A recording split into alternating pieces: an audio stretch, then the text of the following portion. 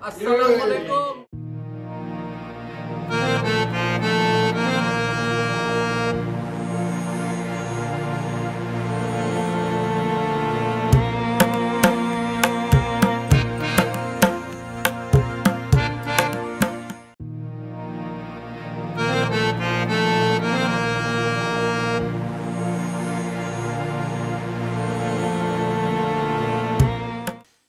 Bismillahirrahmanirrahim. Assalamualaikum warahmatullahi wabarakatuh. Alhamdulillahirrabbilalamin. Wassalatu wassalamu ala rasulil anbiya'i wa mursalin wa ala alihi washabihi ajma'in. Bapak Ibu sekalian, apa kabar semuanya Bu, Bapak? Alhamdulillah. Alhamdulillah juga bahwa kita dipertemukan pada kesempatan hari ini, yaitu kajian duha bulanan kita atas berkat nikmat Allah yang berikan kepada kita, nikmat iman, nikmat Islam, nikmat sehat, nikmat rahmat hidayah. Untuk itu sudah sepantasnya lah kita menyampaikan puji dan syukur terbaik kita kepada Allah Subhanahu wa taala. Semoga langkah-langkah kita pada hari menuju rumah Sahibul Bait Pak Edi Yuliansyah dan keluarga, Allah ganjar sebagai langkah-langkah yang menggugurkan dosa-dosa kita dan mengangkat derajat kita. Amin ya rabbal alamin. Dan juga semoga dengan ditambahkan rasa puji syukur kita kepada Allah SWT, Allah pun akan mencukupkan dan melebihkan nikmat-nikmat yang Allah berikan kepada kita semua. Yang pertama-tama, izinkanlah kami menyampaikan atas nama pribadi, juga atas nama jamaah warga Muslim Blok E, mengucapkan ucapan terima kasih, jazakallahu khairan katsiran, kepada Pak Edi Yuliansyah keluarga yang sudah bersedia menjadikan tempat kediamannya sebagai tempat kita kajian duha pada kesempatan bulan ini. Dan juga tidak lupa kami sampaikan terima kasih kepada guru kita, Pak Ustadz Kiai Haji Zainal Mutakin. Ini satu marga dengan saya nih, marga Zainal. Yang sudah bisa hadir memenuhi undangan kami, Pak Ustadz. Ini kali pertama Pak Ustadz untuk di kajian duha, tetapi beliau juga sempat atau pernah mengisi kajian dan juga sholat Jumat di Masjid Al-Fat. Mudah-mudahan kita doakan semuanya, Pak Ustadz senantiasa diberikan kesehatan dan kelancaran untuk menjalankan tugas dakwahnya. Para hadirin sekalian, sesuai dengan yang diagendakan bahwa pagi hari ini, kajian duha kita akan diisi dengan nanti tausiah. Insya Allah akan dibawakan oleh Pak Ustadz guru kita dengan tema bahaya krisis identitas pada anak.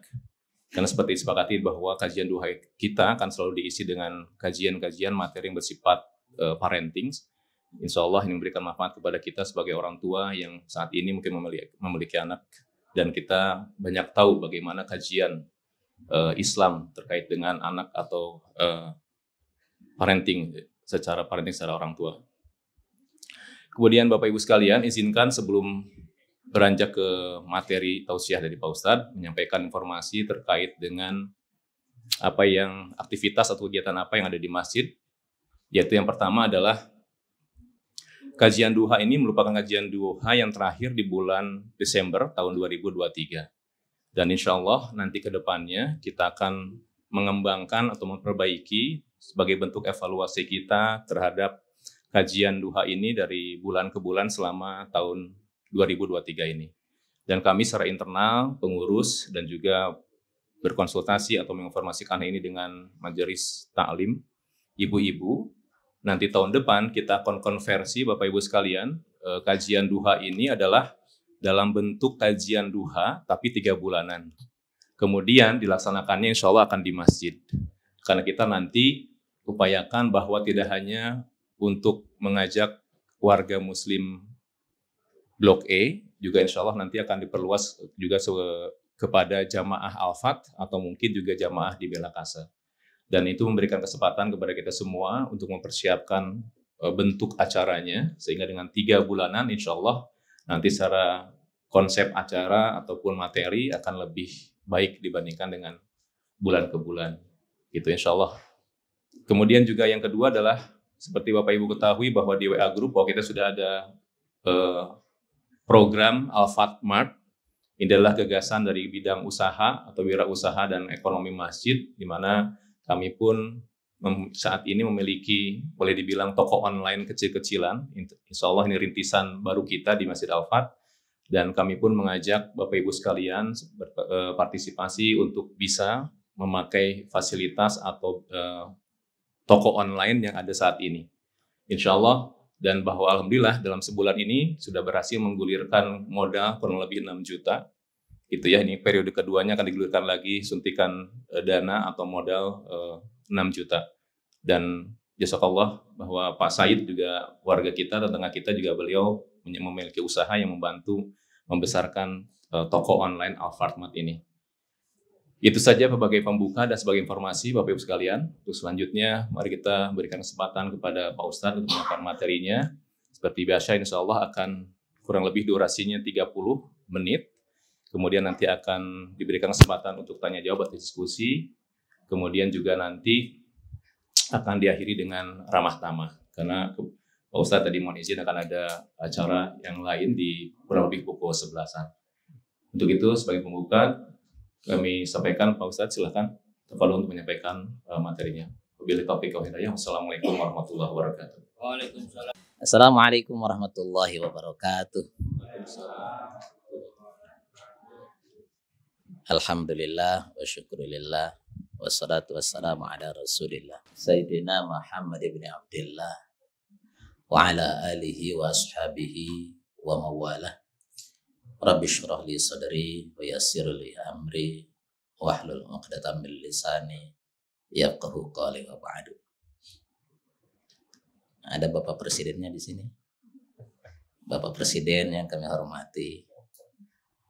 Bapak Ketua RW ya, Pak ya? Iya. Bapak Menteri Agama, Ketua DKM ya? Ya. Yang kita muliakan Bapak-bapak, ibu-ibu, calon ahli surga yang dimuliakan Allah Subhanahu wa taala. Mohon maaf belum bisa mengabsen satu persatu dengan tidak mengurangi rasa hormat.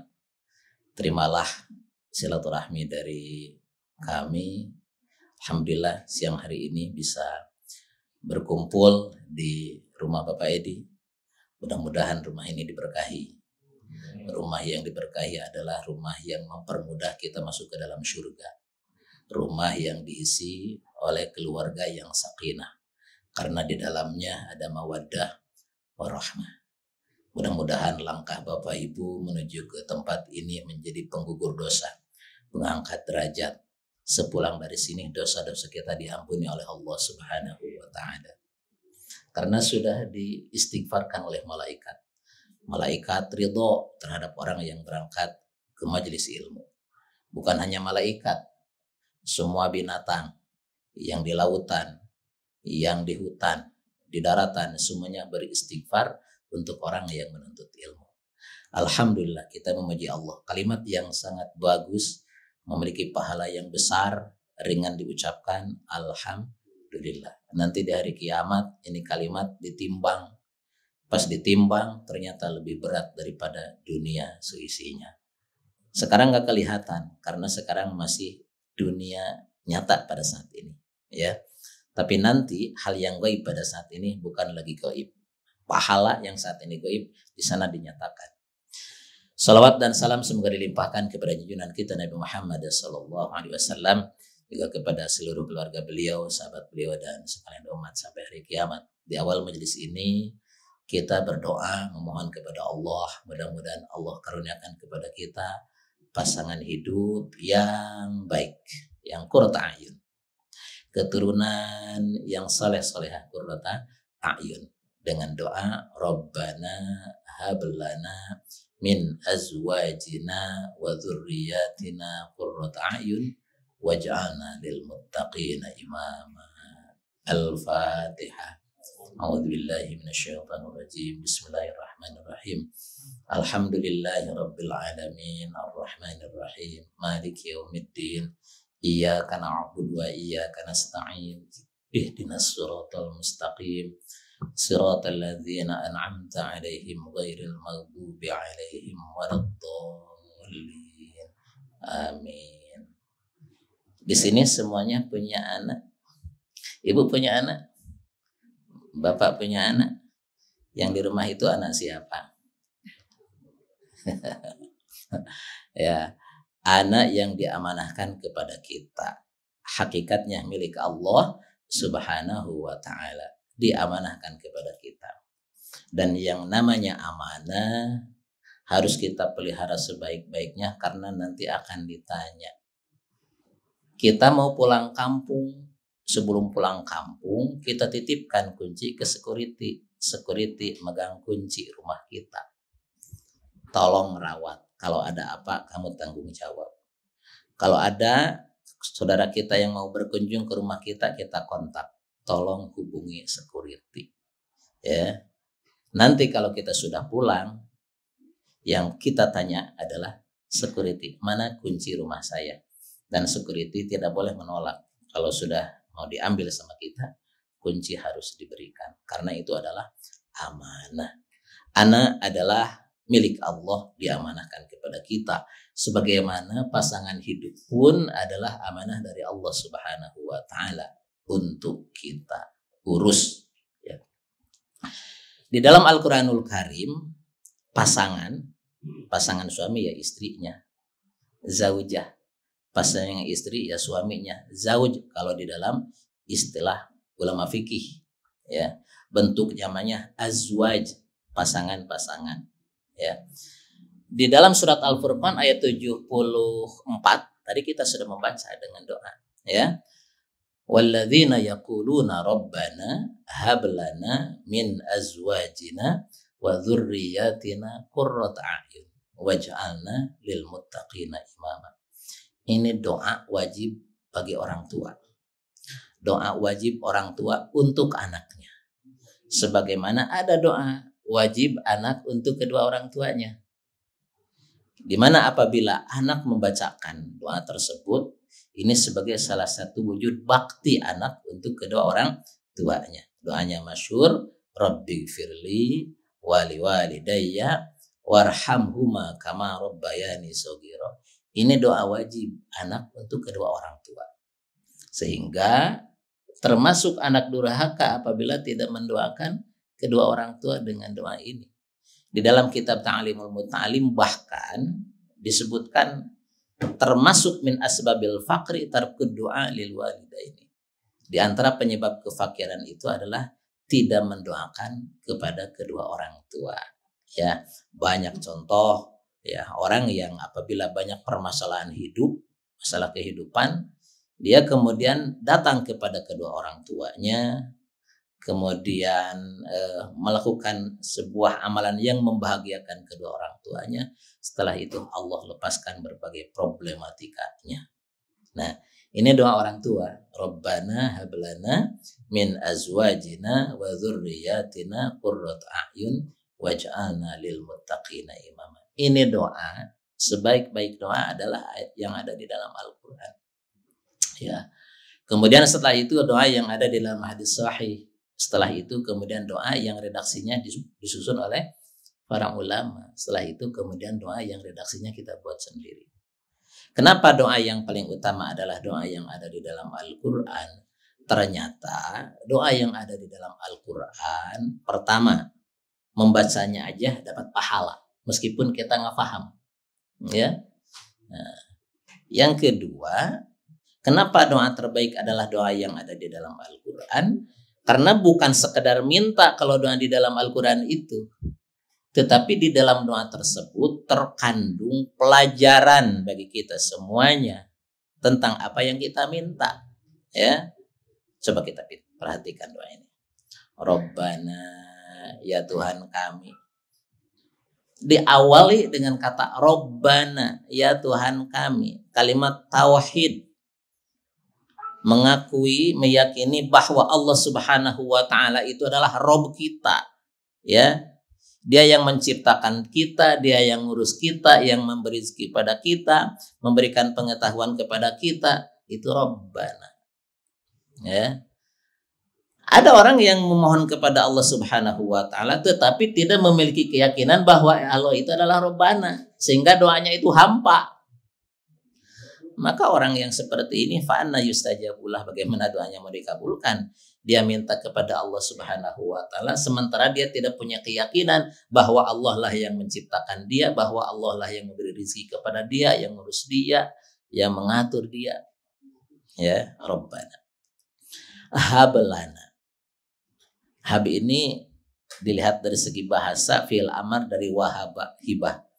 Wahaba yahabu hibatan, wahibun mahubun hab. Hibah itu adalah pemberian yang tanpa diminta, ya, tanpa diminta. Kita meminta kepada Allah, hab, karuniakan kepada kami sesuatu yang merupakan hibah dari Allah Subhanahu wa taala.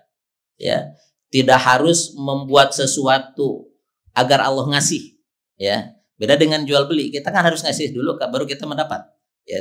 Ini hibah itu kita tidak harus memberikan sesuatu. Itulah yang Allah berikan kepada kita. Kita lahir ke dunia tanpa proses dari orang tua kita, ya, dalam artian membuat sebuah pekerjaan yang dengan pekerjaan tersebut kita lahir. Ya, ini adalah semata-mata hibah dari Allah Subhanahu wa taala. Pasangan kita itu hibah dari Allah. Anak itu adalah hibah dari Allah. Hab lana. Lana. Ada lana, ada alaina. Beda itu. Lana dan alaina. Kalau lana itu sesuatu yang menjadi beban kewajiban, ya, manfaat, ulangi. Ala sesuatu yang jadi beban kewajiban, sementara ala adalah hak kita. Ya. Lana manfaat untuk kita. Ya Allah berikan sesuatu yang bermanfaat untuk kita. Jangan ada sesuatu yang menjadi beban kita. Siapa? Min azwajina, pasangan hidup. Kata suami, Rabbana hablana min azwajina, ya Allah berikan kepada kami istri yang membahagiakan kami. Kata istri, Rabbana hablana min azwajina, ya Allah berikan kepada kami suami yang membahagiakan kami. Jangan menjadi beban bagi kami. Wa dzurriyyatina, dan zurriyah. Apa zurriyah itu? Keturunan. Anak, cucu, buyut, itu zurriyah, ya. Kita minta kepada Allah qurrata a'yun. Semuanya sebagai qurrat a'yun. Apa qurrat a'yun? Enak dipandang. Enak dipandang. Ini yang kita minta kepada Allah. Ya Allah, berikan kepadaku suami yang enak dipandang. Tamankah? Iya. Tapi lebih daripada itu, suami yang enak dipandang adalah suami yang apa, Bu? Suami yang enak dipandang itu suami yang apa? Selain tampan, ya, dermawan, murah senyum, kan enak dilihatnya. Rabbana hablana min azwajina, kata bapak-bapak, ya Allah berikan kepada kami istri yang enak dipandang. Satu cantik, bersoleh, gitu kan? Hablana min azwajina, qurrat a'yun, murah senyum, enggak pelit, kan gitu. Qurrat a'yun. Dan lebih daripada itu, kita minta kepada Allah pasangan hidup yang bisa mendekatkan kita kepada Allah Subhanahu wa taala. Qurrat a'yun. Waj'alna lil muttaqina imama, dan jadikan kami jadi pimpinan bagi orang-orang yang bertakwa. Ayat ini oleh sebagian para ulama disebutkan sebagai ayat yang menjelaskan bahwa ada di antara anak itu yang merupakan anak bagai perhiasan. Ya. Ada pembagiannya anak itu. Pertama, anak sebagai perhiasan. Nah ini. Kalau perhiasan itu fungsinya apa? Perhiasan itu fungsinya adalah untuk menjadi kebanggaan kita, ya, sekaligus menutupi kekurangan kita. Ya, itu perhiasan. Peci, ya. Peci ini kan sebagai perhiasan juga, menutup kekurangan kita. Kurang ganteng dikit, pakai peci, gitu kan? Nah, perhiasan. Nah, anak itu ada yang fungsinya sebagai perhiasan. Tidak sedikit orang tua yang rela merendahkan dirinya sendiri karena kebanggaan terhadap anaknya. Ya. Kata bapaknya, alhamdulillah, saya mah hafalan sama juga nggak selesai. Tapi anak saya hafalnya 5 juz. Ya, bapaknya mah 1 juz juga nggak selesai. Itu bangga itu. Nah, anak yang dibanggakan. Itu siapa itu yang jadi presiden itu? Itu anak saya. Ya. Qurrata a'yun 1. Ya. Tentu kalau kita ingin punya anak yang jadi perhiasan itu, yang namanya perhiasan mahal, harus dibeli. Nggak tiba-tiba ibu punya kalung, ibu punya cincin, datang sendiri, harus diusahakan.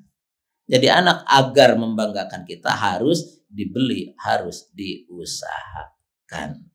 Ya. Dan yang namanya perhiasan itu mahal.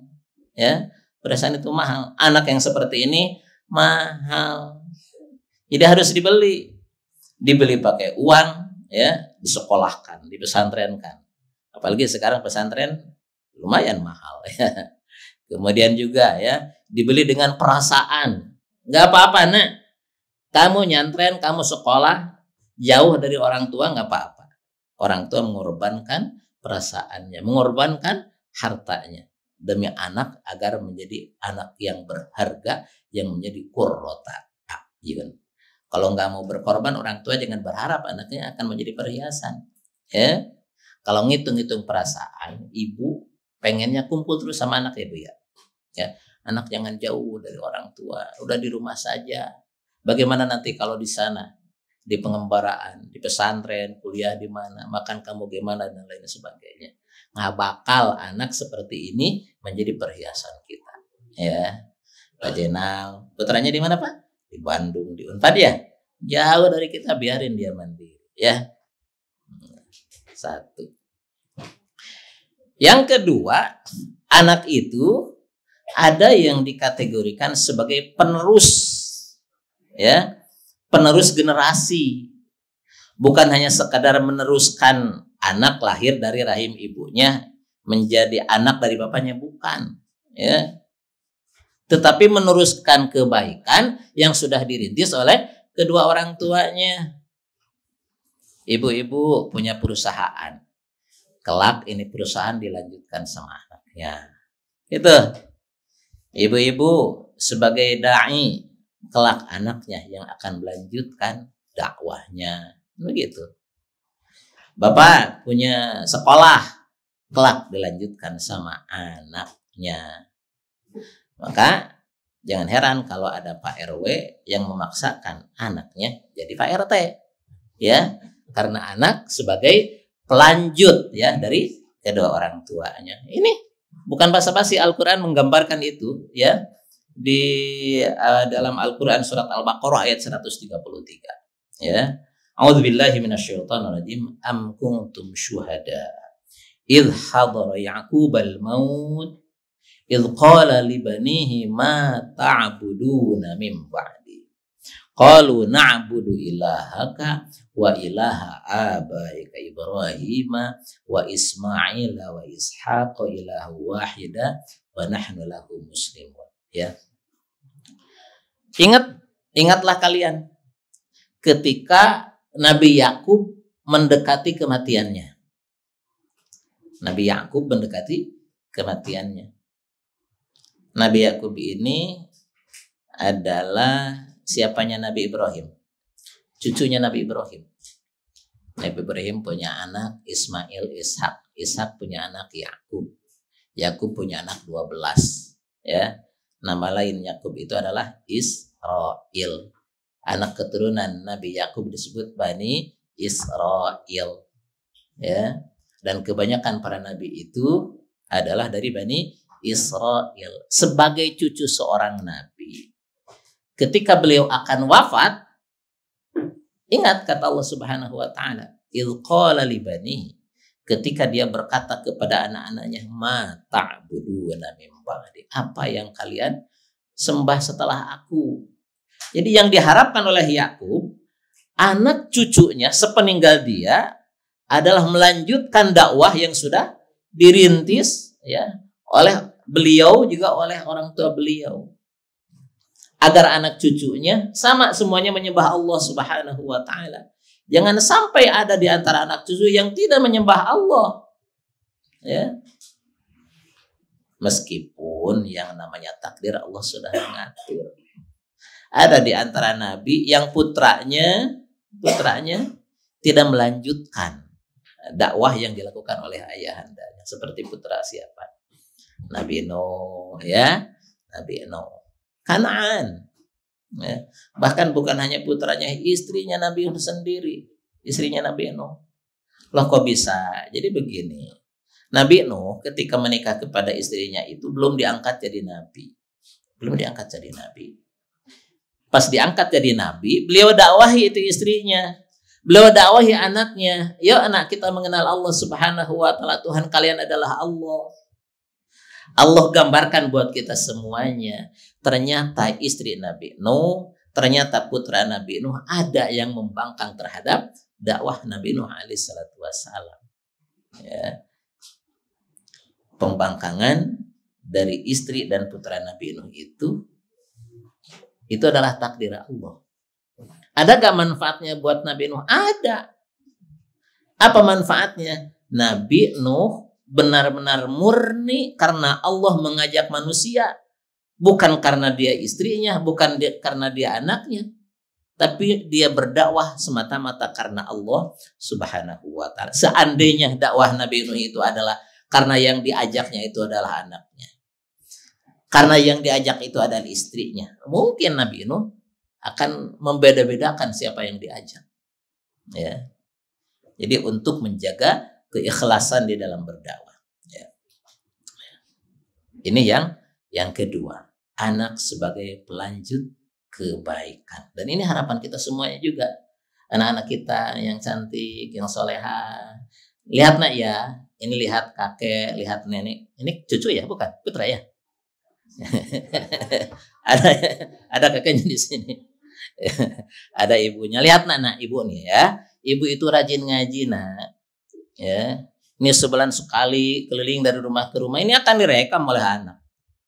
Nanti setelah kita meninggal dunia, apa yang direkam hari ini akan dilanjutkan oleh anak kita. Dulu ibu saya, dulu ayah saya, dulu kakek saya rajin ngaji. Maka saya akan melanjutkan kebaikan yang sudah dirintis oleh orang tua saya. Jadi apa yang kita lakukan hari ini, membawa anak-anak kita ke pengajian dalam rangka sedang menularkan kebaikan yang selama ini kita rintis. Dan anak adalah sebagai perekam sejati. Ya. Kedua ya. Yang ketiga, ada anak itu sebagai kesenangan. Ya. Anak itu sebagai kesenangan.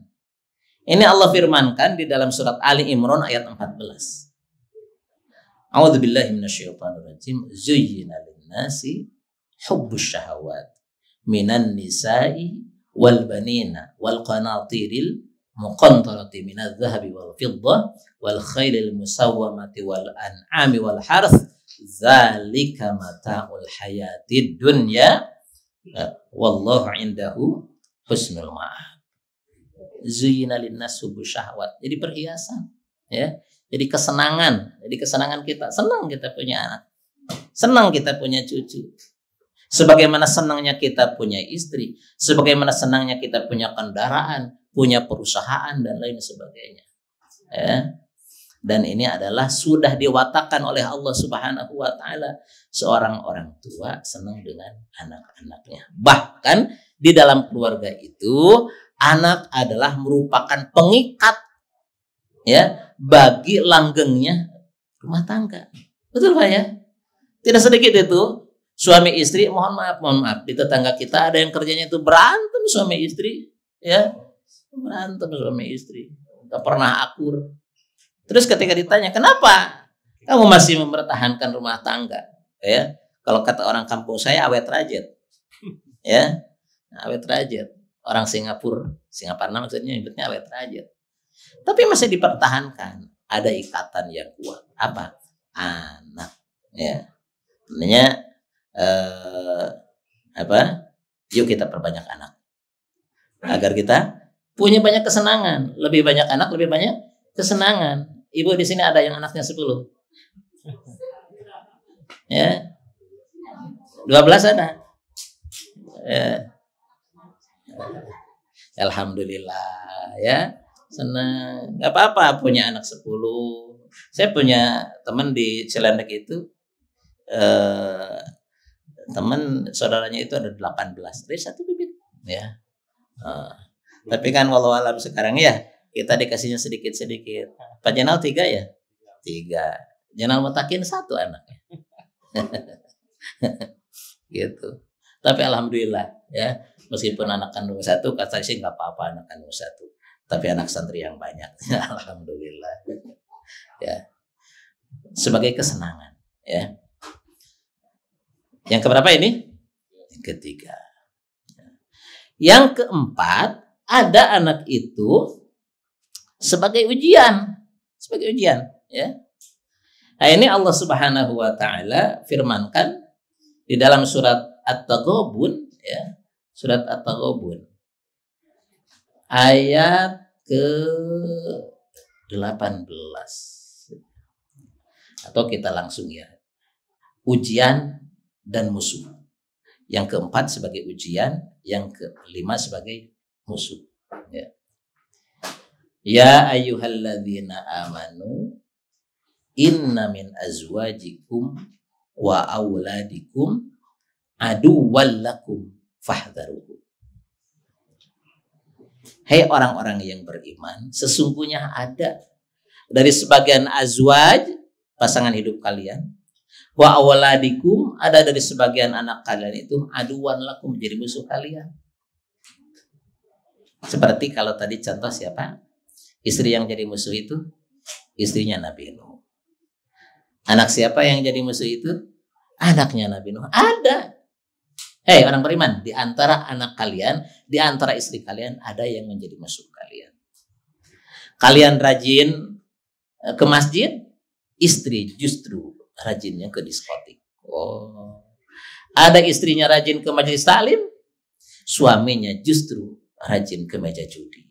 Aduan lakum, bertolak belakang. Ini bagaimana? Sikap seandainya kita diberikan pasangan hidup, sikap apabila kita diberikan keturunan yang tidak cocok dengan kita, yang tidak cocok dengan kita. Redaksi Al-Qur'annya aduan lakum, menjadi musuh kalian. Dipandu oleh Allah. Wa in ta'fu, maafkan, dimaafkan.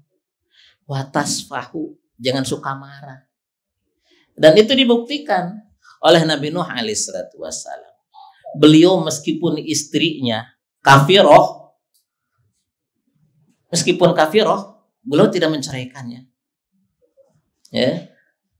Di dalam syariat Islam memang ya, kalau istrinya kafiroh itu kan, kafiroh itu sudah tidak bisa dipertahankan lagi karena sudah hilang dari tujuan rumah tangga itu sendiri.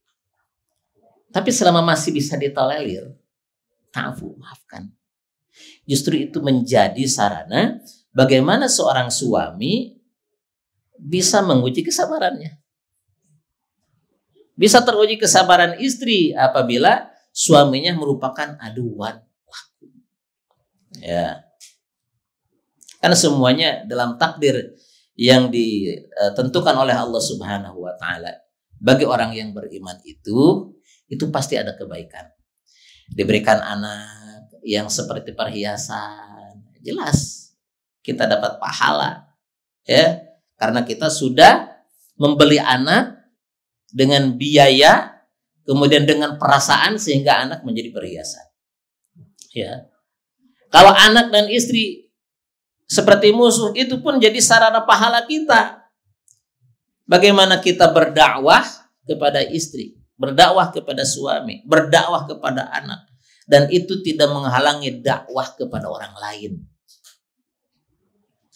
Nabi Nuh, meskipun istrinya membangkang beliau tidak berhenti dakwah kepada yang lain. Tidak kemudian berpikir, boro-boro dakwahin orang lain, istri saya sendiri juga. Tidak, beliau berdakwah. Kenapa? Karena dakwah itu adalah Allah yang nyuruh. Kita berdakwah, siapa yang nyuruh? Allah. Udah fokus aja karena melaksanakan perintah Allah. Ini pengajian dilaksanakan karena Allah. Betul Pak Edi ya? Karena Allah. Bukan karena banyaknya yang datang, bukan. Karena Allah.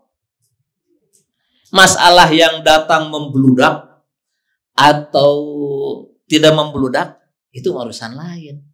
Yang penting karena Allah, biar Allah yang menilai keseriusan hati kita, biar Allah yang menilai bagaimana kita menjamu tamu-tamu kita, biar Allah yang menilai bagaimana sikap kita dengan saudara-saudara kita, dengan teman-teman kita, bagaimana kita berusaha menghadirkan orang yang bisa memberikan nasihat, memberikan pencerahan kepada kita. Dan itu semuanya menjadi pahala di sisi Allah Subhanahu wa ta'ala.